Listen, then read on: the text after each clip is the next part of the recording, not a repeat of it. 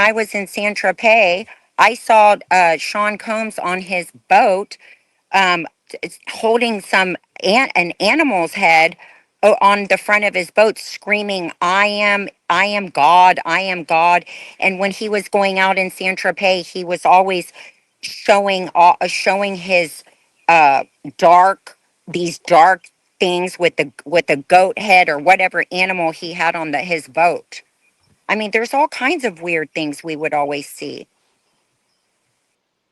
And is it just this like given factor that the girls, right, like yourself, the models on these yachts? I mean, are you guys? Is it just a given that you're all going to stay quiet? Because it must be terrifying knowing not just what someone can do to you on a boat, but a billionaire, somebody who's got police in their pocket, the elites of the world. It adds a level that I don't think any of us will ever experience truly what that feels like. I mean, it must be there must be a lot of secrets in the minds of terrified individuals right now, ladies, Yes, women, especially. what that's the thing. It's like a slow buildup. You don't.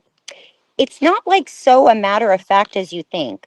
Right. You want to be in the elite group. You want to be in the upper group, so you can go to events. You can Sure. be your name, your brand is still relevant. You want to be relevant. So these girls, these models, they think that they have to go to these events and do things with these men so they could be famous and rich. They don't have parents like what I had to show you have discernment. You're using discernment for anything that you do. These women are broken. A lot of these women, I'm Eastern European, so I was talking in Bulgarian to some of these girls, or Russian, or Czechoslovakian. I could understand them, and they would tell me things that they would go on these islands and they would get their apartments paid for, and they would be with these agencies that would give them visas, and they were never even working. I said, "How did you get all this money? I don't understand." And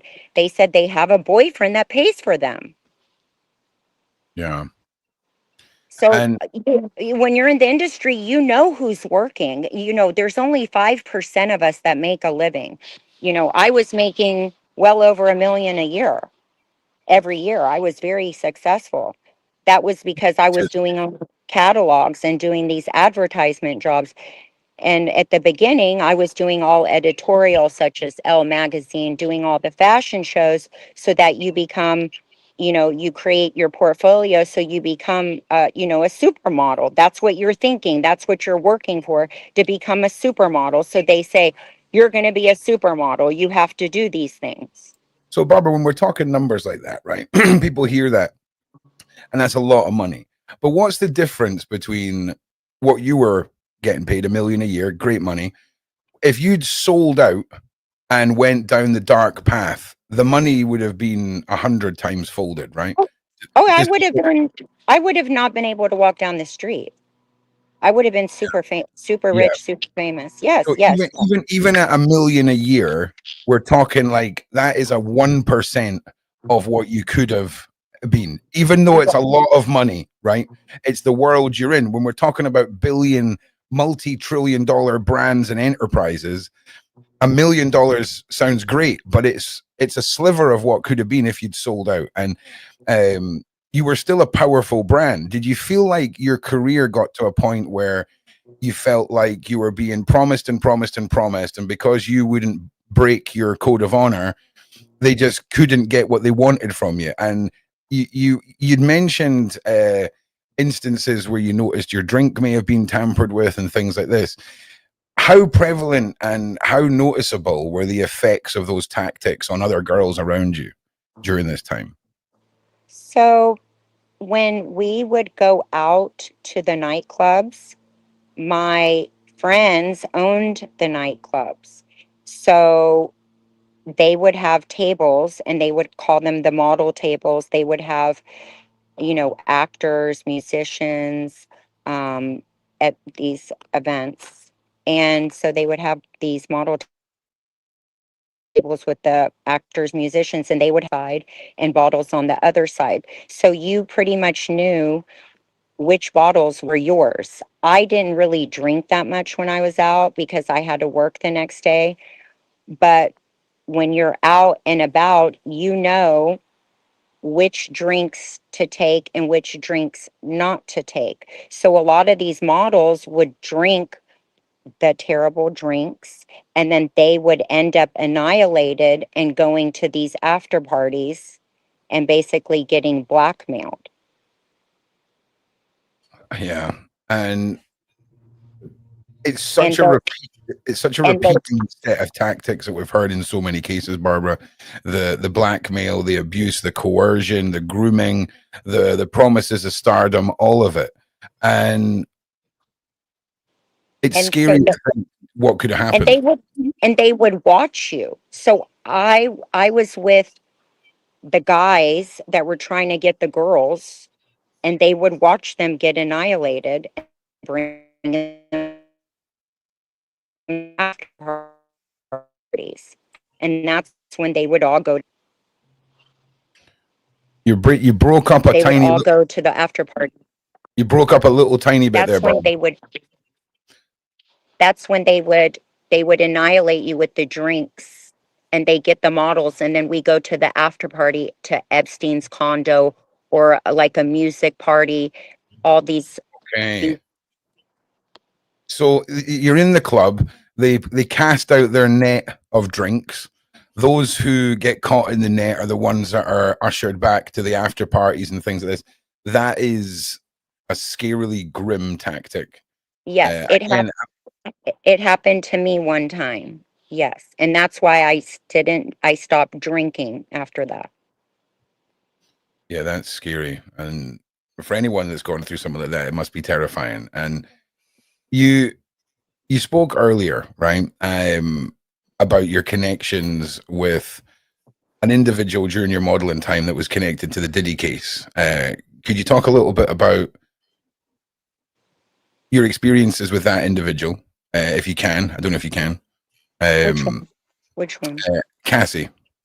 Oh, yes. Okay. So, Cassie and I modeled together from 2000, I think maybe 4, 5 until, let's say, maybe 8, maybe 2008. We would travel to we would work in Texas together. We worked for J.C. Penney's and Neiman Marcus.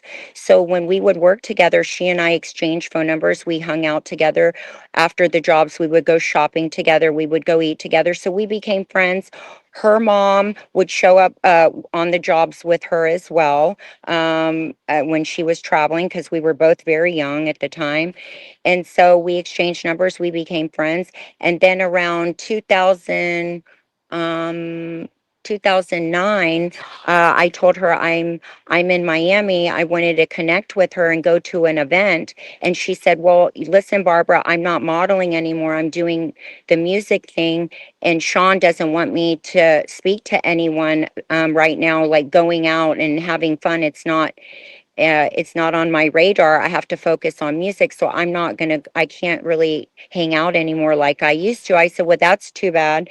And Cassie lived on 33rd Street and Park. And at the time, I lived on 34th and Park. So we would go back and forth all the time and hang out in New York together as well. I think also that she moved out of that apartment and then moved into one of Shaun's apartments in New York. I don't know where his apartment was, but she and I were close. We were friends, and I also reached out to her 2011 to tell her, I got married, and she said, "That's amazing, congratulations." And then in 2017, I reached out to her again because I was seeing some weird things, like she had some sort of black eye. I don't know. People were talking, and I said, "Is everything okay?" And I didn't receive anything back on Instagram. So I just figured she is not in contact Yeah. anymore. Now, her course of action, where she said that she's stepping away from the modeling, did you feel like that was her stepping away from her freedom and friendship? And that Yes. sort of that course of action, that pattern of behavior, was that something you started noticing more and more within your circle of friends and individuals in the industry?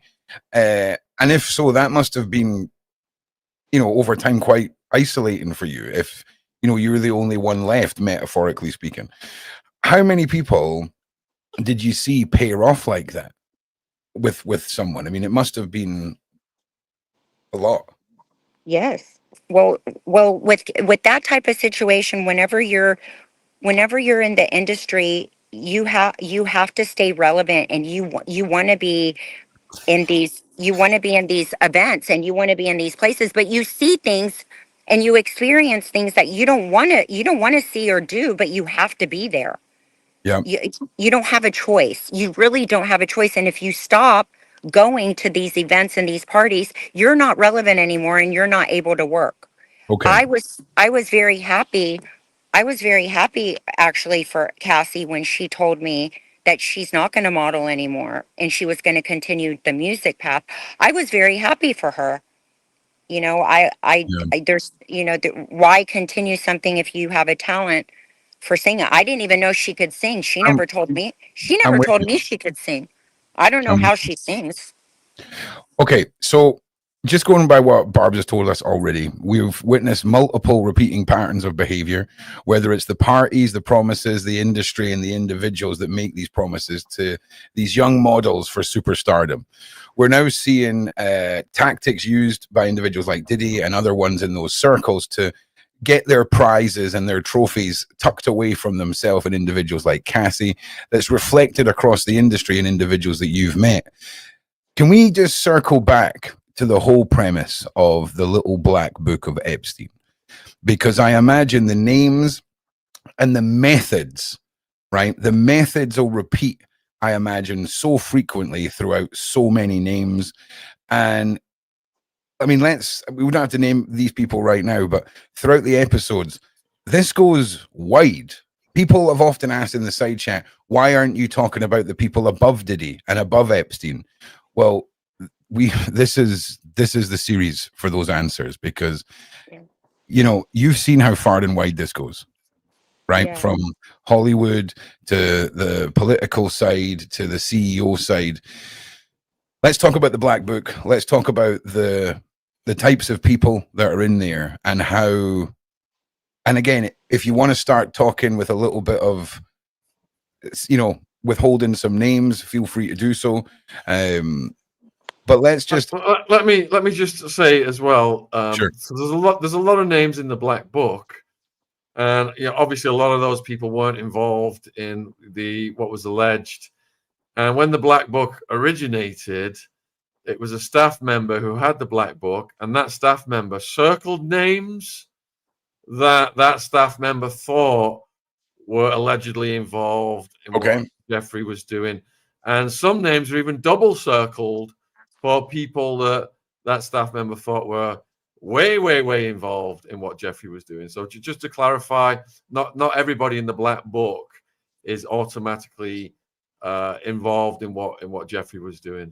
Yeah, that's true. That's very true. And listen, a lot of these people in the black book, I'm just telling you the people I saw at these parties that are in the black book. Yeah. Yeah.